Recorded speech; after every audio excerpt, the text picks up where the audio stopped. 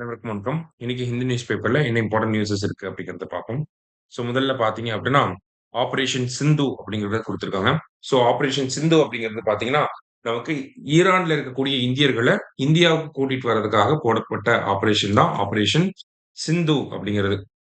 முதல்ல ஆப்பரேஷன் தேவி சக்தி அப்படிங்கிறதுல நம்ம ஆரம்பிக்கலாம். சரிங்களா? ஆப்பரேஷன் தேவி சக்தி அப்படிங்கிறது ஆப்கானிஸ்தான்ல இருக்கக்கூடிய இந்தியர்கள கூட்டிட்டு வர்றதுக்காக. அடுத்தது ஆப்பரேஷன் கங்கா அப்படிங்கிறது போட்டிருப்பாங்க. கங்கா அப்படிங்கிறது யுக்ரைன்ல இருக்கக்கூடிய இந்தியர்கள இந்தியாவுக்கு கூட்டிட்டு வரதுக்காக போட்டிருப்பாங்க. அடுத்தது ஆப்பரேஷன் அஜய் அப்படிங்கிறத போட்டிருப்பாங்க. இஸ்ரேல்ல இருக்கக்கூடிய இந்தியர்கள இந்தியாவுக்கு கூட்டிட்டு வரதுக்காக போட்டிருப்பாங்க. அஜய்க்கு அப்புறமா பார்த்தீங்கன்னா, இப்ப ஆப்பரேஷன் சிந்து ஈரான்ல இருக்கக்கூடிய இந்தியர்கள கூட்டிட்டு வரதுக்காக. ஓகேங்களா? வேற என்ன இருக்கு அப்படின்னா, ஆப்பரேஷன் காவேரி இருக்கு. சூடான்ல இருக்கக்கூடிய இந்தியர்கள கூட்டிட்டு வரதுக்காக. அடுத்தது வந்து பார்த்தீங்கன்னா, நமக்கு ஆப்பரேஷன் தோஸ்த் பிரம்மா அப்படின்னு சொல்லி 2 இருக்கு. Operation Dost, operation Brahma. இது 2ம் பார்த்தீங்க அப்படின்னா, நமக்கு ரெஸ்க்யூ மிஷன்ஸா ஐ மீன் நிவாரணப் பொருட்கள் வழங்கக்கூடிய ஒரு மிஷனா இருந்துச்சு. தோஸ்த் அப்படிங்கிறது டர்க்கிலயும், பிரம்மா அப்படிங்கிறது மியான்மர்லயும் இருக்கக்கூடிய மிஷனா இருந்துச்சு. சரிங்களா? இந்த மாரி நெறைய மிஷன்ஸ் வந்து போட்டிருக்காங்க. ஆப்பரேஷன் சிந்தூர் இருக்கு. ஓகேங்களா? சமீபத்தில இந்தியன் கவர்ன்மென்ட்டோட மிஷன்ஸ் அப்படின்னு பார்த்தோம்னா, ஆப்பரேஷன் சங்கல்ப் அப்படிங்கிறது இருக்கு. இந்த மாரியான மிஷன்ஸ்லாம் எதுக்கு நமக்கு போடுறாங்க அப்படின்னு சொல்லி பார்த்தீங்கன்னா, நம்மளுடைய இந்தியர்கள வந்து பாதுகாப்பாக இந்தியாவுக்கு வந்து கொண்டு வரணும் அப்படிங்கிற அந்த ஒரு காரணத்துக்காக தான் இந்த மாரியான திட்டங்கள வந்து போடுறாங்க.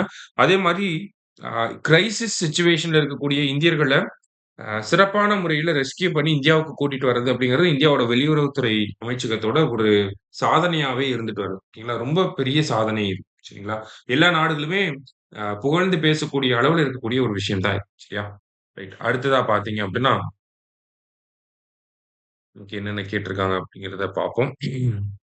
இங்க என்ன குடுத்திருக்காங்க அப்படின்னா, archaeological survey of India to organise global meet on Indus script அப்படின்னு சொல்லி குடுத்திருக்காங்க. ஓகேங்களா?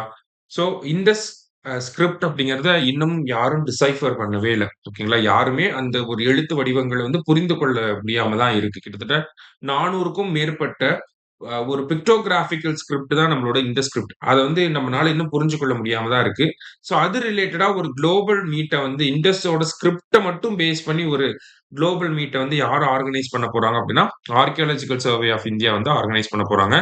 இதோட கூடுதலா நம்ம தெரிஞ்சுக்கணும் என்ன அப்படின்னு பார்த்தீங்கன்னா, நம்மளுடைய முதலமைச்சர் இந்த இண்டஸோட ஸ்கிரிப்ட்ட டிசைஃபர் பண்ணக்கூடிய தனிநபருக்கோ, இல்ல ஒரு டீமுக்கோ அந்த டிசைஃபர் பண்ணிட்டாங்க, புரிந்து கொள்ள வச்சுட்டாங்க அப்படின்னு சொல்லி பார்த்தீங்கன்னா, அவங்களுக்கு $1,000,000 வந்து பிரைஸ் மனியா அனவுன்ஸ் பண்ணியிருந்தார். சரிங்களா? $1,000,000 பிரைஸ் மனி. சரியா? இண்டஸ் ஸ்கிரிப்ட்ட டிசைஃபர் பண்ணக்கூடிய ஆட்களுக்கு $1,000,000 பிரைஸ் மனி அப்படிங்கிறத தமிழக அரசாங்கம் சார்பாக நம்ம அறிவிச்சிருக்கோம். சரியா? ரைட். அடுத்ததா பார்த்தீங்க அப்படின்னா, நமக்கு தமிழ்நாடு பேஜ்ல ஒரு சில செய்திகள் வந்து இருந்துச்சு. இங்க குடுத்துருக்காங்க. ஓகேங்களா? என்ன குடுத்துருக்காங்க அப்டின்னா, QS குளோபல் ரேங்கிங்ஸ் அப்டின்னு சொல்லி குடுத்துருக்காங்க இல்லையா?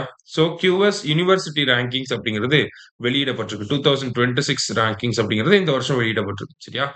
அந்த வகையில பார்த்தீங்க அப்டின்னா, வேர்ல்டுலயே டாப் யுனிவர்சிட்டியா யார் இருக்காங்க அப்டின்னா, MIT ஓகேங்களா? Massachusetts Institute of Technology. அதாவது 14வது முறையா இவங்க தான் வந்து டாப் எஜுகேஷனல் இன்ஸ்டிடியூஷனா வந்திருக்காங்க. ஓகேங்களா? 14த் டைமா இவங்க தான் டாப் எஜுகேஷனல் இன்ஸ்டிடியூஷனா இருக்காங்க. 2ண்ட் பிளேஸ் வந்து பார்த்தீங்கன்னா, இம்பீரியல் காலேஜ் ஆஃப் லண்டன். ஓகேவா? Imperial college of London. அவங்க தான் வந்து 2ண்ட் பிளேஸ்ல வந்து இருக்காங்க. 3ர்ட் பிளேஸ்ல வந்து பார்த்தீங்கன்னா, நமக்கு Stanford University. Okay. Stanford University. 4த்ல தான் வந்து பார்த்தீங்கன்னா, ஆக்ஸ்போர்ட் யுனிவர்சிட்டி வந்து இருக்கு. 4த்ல ஆக்ஸ்போர்ட் யுனிவர்சிட்டி. 5த்ல வந்து பார்த்தீங்கன்னா, ஹார்வர்ட் யுனிவர்சிட்டி. ஓகேவா? இவங்க தான் டாப் 5 ஓகேவா? ஸோ இந்தியாவுல இருந்து எவ்ளோ எஜுகேஷனல் இன்ஸ்டிடியூஷன்ஸ் அப்படின்னு சொல்லி பார்த்தீங்கன்னா, டோட்டலா 46 எஜுகேஷனல் இன்ஸ்டிடியூஷன்ஸ் போன வருஷம் இருந்தாங்க. அந்த ஒரு நம்பர் வந்து இன்கிரீஸ் ஆயி, இப்போ 54 எஜுகேஷனல் இன்ஸ்டிடியூஷன்ஸ் இந்த QS ரிப்போர்ட்ல வந்து ரெப்ரசன்ட் ஆயிருக்கு. சரியா? அதுல பெஸ்ட் பெர்ஃபார்மிங் யார் அப்படின்னு சொல்லி பார்த்தீங்கன்னா, IIT டெல்லி. ஓகேவா? IIT டெல்லி இந்தியாவிலே பெஸ்ட் பெர்ஃபார்மரா எமர்ஜ் ஆயிருக்காங்க. 123வது இடத்துல இருக்காங்க. வேர்ல்ட் ரேங்கிங்ஸ்ல 123வது இடம். நம்மளுடைய IIT மெட்ராஸ் வந்து பார்த்தீங்கன்னா, IIT மெட்ராஸ் வந்து 227வது இடத்துல இருக்கு. நம்மளுடைய அண்ணா யுனிவர்சிட்டி ஓகேங்களா? அவங்களுமே முதல் 500 இடங்கள்ல இருக்காங்க. ஓகேவா? 465 ரேங்க்ல வந்து நம்மளுடைய அண்ணா யுனிவர்சிட்டி வந்து இருக்கு. சரியா? ஸோ இந்த பேசிக் டேட்டாஸ் எல்லாத்தையும் பார்த்துக்கோங்க. QS அப்படிங்கிறது லண்டன்ல இருந்து ரன் ஆகக்கூடிய ஒரு எஜுகேஷன் பேஸ்ட் ஆர்கனைசேஷன். சரியா? குவாக்கர் எல்லி சைமன்ஸ் அப்படின்னு சொல்லி சொல்லுவாங்க. ரைட். அடுத்ததா பார்த்தீங்கன்னா, நமக்கு ஃப்ரைடே நியூஸ் பேப்பர்ல நகட்ஸ் ஆஃப் ஹிஸ்டரி அப்படின்னு சொல்லி முக்கியமான விஷயங்கள்லாம் குடுத்திருப்பாங்க. சரியா? ஸோ அப்படி பார்க்கிறப்போ முதல்ல என்ன குடுத்திருக்காங்க அப்படின்னா, கொடுமணல் அப்படிங்கிறத பத்தி குடுத்திருக்காங்க. ஸோ கொடுமணல் அப்படிங்கிறது பார்த்தீங்கன்னா, நமக்கு ரோமானிய நாணயங்கள் அதிகமா கிடைச்ச ஒரு பகுதி தான். ஓகேங்களா? கொடுமணல் அப்படிங்கிறது நமக்கு நொய்யல் ஆற்றங்கரையில இருக்கு. அ சேர மன்னர்களுக்கு ரொம்ப நெருக்கத்துல இருந்த ஒரு பகுதி தான் கொடுமணல் அப்படிங்கிறது. ஸோ அயர்ன் ஸ்மெல்டிங் அப்படிங்கிறது பண்ணியிருக்காங்க அப்படின்னு சொல்லி நமக்கு 9த் ஸ்கூல் புக்லயே வந்து குடுத்துருப்பாங்க. ஓகேவா?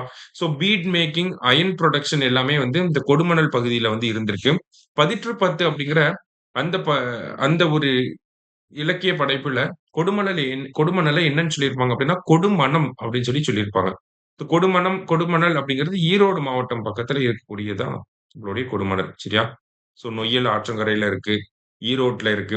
இது வந்து பார்த்தீங்கன்னா, located on the ancient trade route linking Karur, the Chera capital with Muziris in the present day Kerala. So கரூரையும், முசிறியையும் இணைக்கக்கூடிய ஒரு முக்கியமான சிட்டியா என்ன இருந்திருக்கு? கொடுமணல் அப்படிங்கிறது அந்த காலத்துல இருந்திருக்கு அப்படின்னு சொல்லி குடுத்திருக்காங்க. ஸோ அங்க வந்து peat making and iron production எல்லாமே வந்து பீக்ல இருந்திருக்கு அப்படின்றத நம்ம புரிஞ்சுக்க முடியுது. அடுத்தது அ நம்மளுடைய சங்கர் தாஸ் சுவாமிகள் அவருடைய டிராமா ட்ரூப் ஓகேங்களா? சங்கர் தாஸ் சுவாமிகள் அப்படின்னா அவரோட டிராமா ட்ரூப் பாய்ஸ் கம்பெனி அப்படின்னு சொல்லி ஒண்ணு வச்சிருந்திருப்பார். சரிங்களா? Boys company. நமக்கு அதுக்கு முன்னாடி வந்த பம்மல் சம்பந்த முதலியார் வந்து சுகுண விலாச சபா அப்படிங்கிறத வச்சிருப்பாரு. சங்கர்தாஸ் சுவாமிகளும் பார்த்தீங்கன்னா, தமிழ்நாட்டுடைய நாடகக் கலையில ரொம்ப முக்கியமான தமிழ்நாட்டுல நாடகக் கலைய வளர்த்த நபர்கள்ல ரொம்ப முக்கியமான ஒரு நபர். சரிங்களா? சங்கர்தாஸ் சுவாமிகள் பாய்ஸ் கம்பெனி அப்படிங்கிறத வச்சிருப்பார். நெறைய ஃபேமஸான ஆட்கள் கே.பி. சுந்தராம்பாள் இந்த மாதிரியான ஆட்கள்லாம் கூட இவருடைய நாடகத்துல வந்து நடிச்சிருக்காங்க, ஒர்க் பண்ணியிருக்காங்க. அந்த மாரிலாம் இருந்திருக்கு. அதுல ஒரு மெம்பர் தான் யாரு அப்படின்னு பார்த்தீங்கன்னா, டி.கே. சண்முகம் அப்படிங்கிறவர். இந்த டி.கே. சண்முகம் பொறுத்தவரைக்கும் பார்த்தீங்கன்னா, இவரோட ஸ்பெஷாலிட்டி என்ன அப்படின்னு பார்த்தீங்கன்னா, இவரு ஆண் வேடத்தையும் போட்டு நடிப்பாரு, பெண் வேடத்தையும் போட்டு நடிப்பார். சரிங்களா? டி.கே. சண்முகம் அவர்கள். ஸோ ஒரு தடவ இவரு என்ன பண்ணியிருக்காரு அப்படின்னு பார்த்தீங்கன்னா, ஔவையார் வேஷம் வந்து போட்டு நடிச்சிருக்காரு. அதுக்கப்புறம் தான் இந்த ஔவை சண்முகம் அப்படிங்கிற பேரே வந்து ஃபேமஸ் ஆயி, அது பிற்காலத்துல ஔவை சண்முகி அப்படின்னு சொல்லி வந்திருக்கும். சரிங்களா? ஸோ ஔவை சண்முகம் அப்படின்னு யார சொல்றாங்க அப்படின்னா, சங்கர்தாஸ் சுவாமிகள் நாடக கம்பெனில இருந்த டி.கே. சண்முகம் அவர்கள தான் சொல்லியிருக்கிறாங்க. சரியா? அடுத்தது block code is a Danish colonial house at Tharangambadi அப்படின்னு சொல்லி குடுத்திருக்காங்க. ஸோ தரங்கம்பாடியில டேனிஷ் பீப்பிளும் இருந்திருப்பாங்க, டச் பீப்பிளும் இருந்திருப்பாங்க. ஸ்டில் நமக்கு டேனிஷ் பீப்பிள எடுத்து பார்க்கிறப்ப, அவங்களோட அஃபிஷியல் ரெசிடென்ஸ் பேர் என்ன?